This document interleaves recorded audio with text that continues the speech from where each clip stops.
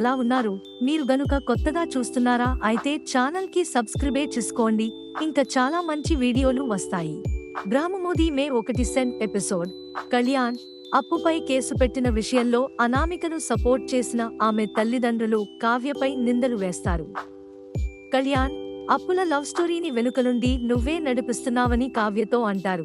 కావ్య వారిపై ఫైర్ అవుతుంది. అనామిక గనక కేసు వాపస్ తీసుకోకపోతే తన భర్త దగ్గర మీరు తీసుకున్న 2 కోట్ల అప్పు బండారం మొత్తం బయటపెట్టి మిమ్మల్ని జైలుకు పంపిస్తానని వార్నింగ్ ఇస్తుంది. కావ్య వార్నింగ్ తో అనామిక తల్లిదండ్రులు కాళ్లబేరానికి వస్తారు. అనామిక చేత కేసును విత్డ్రా చేయిస్తారు. దాంతో అప్పు, కళ్యాణ్ పోలీస్ స్టేషన్ నుంచి బయటకు వస్తారు. అనామిక బిల్డప్లు, కళ్యాణ్ పై కేసు పెట్టిన అనామికపై దుగ్గిరాల ఫ్యామిలీ మెంబర్స్ అందరూ ఫైర్ అవుతారు. కేసు పెట్టి నువ్వు సాధించింది ఏం లేదని అనామికతో అంటుంది స్వప్న. ఇంట్లో అందరినీ టార్చర్ పెట్టావు, చివరకు మీ అమ్మనాన్నలను పోలీస్ స్టేషన్ వరకు రప్పించావు అంటూ అనామికను ఎగతాళి చేస్తుంది స్వప్న.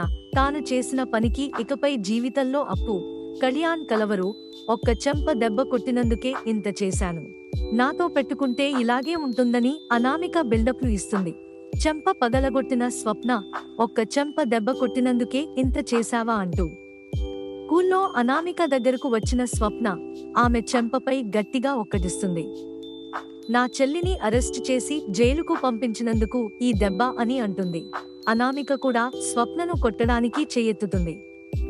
ఆమె చేతిని స్వప్న అడ్డుకుంటుంది. ఇంకోసారి నా చెల్లి జోలికి వస్తే ఏం చేస్తానో నాకే తెలియదని అంటుంది. ఇకనైనా ఒళ్ళు దగ్గర పెట్టుకుని ఉండమని హెచ్చరిస్తుంది. నేను కొట్టానని అప్పు మీదకు మళ్లీ గొడవకు వెళతావేమో, అది ఒక్కసారి వదిలేస్తుంది, రెండోసారి అయితే గొంతుపై కాలు పెట్టి తొక్కేస్తుంది అని అనామికను మరింత భయపెడుతుంది స్వప్న. అప్పుకు కళ్యాణ్ ఫోన్. గొడవల గురించి పట్టించుకోకుండా అప్పుకు ఫోన్ చేస్తాడు కళ్యాణ్. గొడవలు జరిగాయని ఫోన్ చేయడం మానేస్తే మన తప్పు చేసినట్లు అవుతుందని అప్పుతో అంటాడు.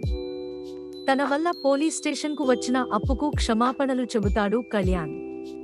అప్పుతో కళ్యాణ్ మాట్లాడుతుండటం అనామిక చూస్తుంది. ఇంత జరిగిన నీకు సిగ్గు లేదా అంటూ భర్తపై ఫైర్ అవుతుంది. మాట్లాడుతాను, మళ్ళీ అప్పుతో మాట్లాడుతాను. ఏం చేస్తావు? అరెస్ట్ చేయిస్తావా? అప్పు విషయంలో ఎవరు చెప్పినా వినను, నువ్వు చెబితే అసలు వినను అని అనామికకు క్లాస్ ఇస్తాడు కళ్యాణ్. నీ ప్రేమ నిజమని నమ్మాను, పెళ్లికి ముందు నువ్వు చెప్పిన మాటలు నిజమని నమ్మాను. నీ ప్రేమ ఎప్పటికీ అలాగే ఉంటుందని భ్రమపడ్డాను, కానీ నేను మోసపోయానని తెలుసుకున్నాను. జీవితంలో నిన్ను ఎప్పటికీ క్షమించనని అనామికతో చెబుతాడు కళ్యాణ్. తాను ఎప్పటికీ మారనని, ఇలాగే ఉంటానని అనామికకు చెప్పి అక్కడి నుంచి వెళ్ళిపోతాడు. ఎలా క్షమించవో నేను చూస్తానని అనామిక మనసులో భర్తతో ఛాలెంజ్ చేస్తుంది. కావ్యపై సెటైర్స్. కావ్య ఇంటి పనులతో బిజీగా ఉంది. సమస్యలు తీరిపోయినట్లు ఉన్నాయి. ప్రశాంతంగా కనిపిస్తున్నావని కావ్యపై సెటైర్ వేస్తుంది రుద్రాణి. మీరు ఉండగా ప్రశాంతత ఎక్కడుంటుంది అని ధీటుగా కావ్య బదిలిస్తుంది. రాజ్ నిజం చెప్పడానికి ఇంకో 2 రోజులు మాత్రమే గడువు ఉంది. దాని గురించి ఏం ప్లాన్ చేశారో తెలుసుకుందామని వచ్చానని కావ్యతో అంటుంది రుద్రాణి. మీరే చెప్పండి ఏం చేయాలోనని రుద్రాణిని అడుగుతుంది కావ్య. రాజ్ ఎలాగో నిజం చెప్పడు కాబట్టి మీరు ఇంట్లో నుంచి బయటకు వెళ్లడం ఖాయం. రాజ్కు ఆత్మాభిమానం, నీకు పొగరు ఎక్కువ అని కావ్యతో అంటుంది రుద్రాణి. కావ్య సీరియస్ గా చూడటంతో మాట మార్చేసి అభిమానం ఎక్కువ అని చెబుతుంది. సడన్ గా రోడ్డు మీద పడితే ఎక్కడుంటారు, ముందుగానే మరో ఇల్లు చూసుకుంటే మీకే మంచిదని పెద్దదానిగా సలహాలు ఇస్తున్నానని కావ్యతో అంటుంది రుద్రాణి. మేము ఇంట్లో నుంచి వెళ్ళిపోతామని మీరు చాలా ఆశపడుతున్నట్లున్నారు, కానీ మీరు అనుకున్నది ఏదీ జరగదని రుద్రాణికి బదులిస్తుంది. తన భర్తను ఇంటి గడప దాటకుండా అత్తగారే కాదు అవసరమైతే దేవుడితో కూడా పోరాడుతానని రుద్రాణితో అంటుంది కావ్య. Flower bouquet. రాజు కారును డ్రైవర్ క్లీన్ చేస్తుంటాడు. కారులో నుంచి ఓ ఫ్లవర్ బొకే కింద పడుతుంది. My dear Kalavathi, happy anniversary అని ఆ ఫ్లవర్ బొకేపై రాసి ఉంటుంది. పెళ్లి రోజు తనకు ఇవ్వడానికి ప్రేమతో కొన్న బొకే అది అని కావ్య అర్థం చేసుకుంటుంది. రాజ్ తనకు ఫ్లవర్ బొకే ఇచ్చే లోపు ఏదో జరిగినట్లు ఉందని కావ్య అనుకుంటుంది. అదేమిటో తెలుసుకోవాలని అనుకుంటుంది. ధాన్యలక్ష్మి క్లాస్. అనామికకు ధాన్యలక్ష్మి ఎదురపడుతుంది. అత్తతో అనామిక మాట్లాడాలని అనుకుంటుంది. కానీ ధాన్యలక్ష్మి మాత్రం ఏం మాట్లాడకుండా సైలెంట్గా వెళ్ళిపోతుంది. ధాన్యలక్ష్మి కాఫీ పెట్టుకోవడానికి ప్రయత్నిస్తుంది. తాను కాఫీ పెడతానని అనామిక అంటుంది. కాఫీ పేరుతో నన్ను టార్చర్ పెట్టావని, నాపై కూడా కేసు పెట్టిన పెడతావని అనామికపై సెటైర్ వేస్తుంది ధాన్యలక్ష్మి. పెంపకంపై మచ్చ, అప్పు చుట్టూ కళ్యాణ్ తిరుగుతుంటే చూస్తూ ఊరుకోలేక కేసు పెట్టానని ధాన్యలక్ష్మితో అంటుంది అనామిక. నేను కళ్యాణ్ కంటే నీకే ఎక్కువ విలువ ఇచ్చాను. ఇంట్లో మాట పడకుండా కాపాడుకున్నాను.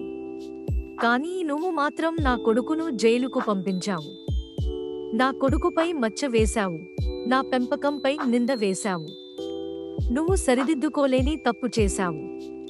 కంపెనీ బాధ్యతలను తీసుకుని వారం కాకముందే పోలీస్ కళ్యాణ్ను స్టేషన్కు పంపించావు. ఇక జీవితంలో నిన్ను క్షమించేది లేదని అనామికకు కోపంగా చెప్పి అక్కడి నుంచి వెళ్ళిపోతుంది ధాన్యలక్ష్మి. తన చేత రుద్రాణి కావాలనే కేసు పెట్టించింది అని ఆమెపై కోపంతో రగిలిపోతుంది అనామిక. ఆస్తి పేపర్స్ మిస్సింగ్. స్వప్న దగ్గర ఉన్న ఆస్తి పేపర్స్తో సుభాష్కు అవసరం పడుతుంది. వాటిని సుభాష్కు ఇవ్వడానికి రూంలో వెతుకుతుంది స్వప్న. కానీ అవి తాను పెట్టిన చోట కనిపించకపోవడంతో స్వప్న కంగారు పడుతుంది. ఆమెపై రుద్రాణి, రాహుల్ సెటైర్స్ వేస్తారు. ఆ ఆస్తి పేపర్స్ను నువ్వు ఎక్కడైనా తాకట్టు పెట్టి ఉండొచ్చని రుద్రాణి అనుమానం వ్యక్తం చేస్తుంది.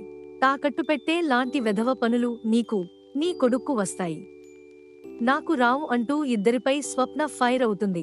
రుద్రాణి ప్లాన్: ఆస్తి పేపర్స్ తాకట్టు పెట్టి స్వప్న మార్వాడి వాడి వద్ద అప్పు తీసుకుంటున్నట్లు అందరి ముందు నిరూపించాలని స్కెచ్ వేస్తుంది రుద్రాణి. ఈ ప్లాన్తో స్వప్నను ఇంట్లో నుంచి బయటకు పంపించాలని అనుకుంటుంది. కానీ మార్వాడి ఫోన్ స్విచ్ ఆఫ్ అని రావడంతో రాహుల్ కంగారు పడతాడు. రాజ్ను ఫాలో అయిన కావ్య, రాజ్కు సుభాష్ సీక్రెట్గా డబ్బు ఇవ్వడం కావ్య చూస్తుంది. ఆ డబ్బును బిడ్డ తల్లికి ఇవ్వడానికే సుభాష్ దగ్గర నుంచి రాజ్ తీసుకున్నాడని కావ్య అనుమానపడుతుంది. రాజ్ను ఫాలో చేసి ఆ సీక్రెట్ ఏమిటో తెలుసుకోవాలని అనుకుంటుంది. అక్కడితో నేటి బ్రహ్మముడి సీరియల్ ముగిసింది.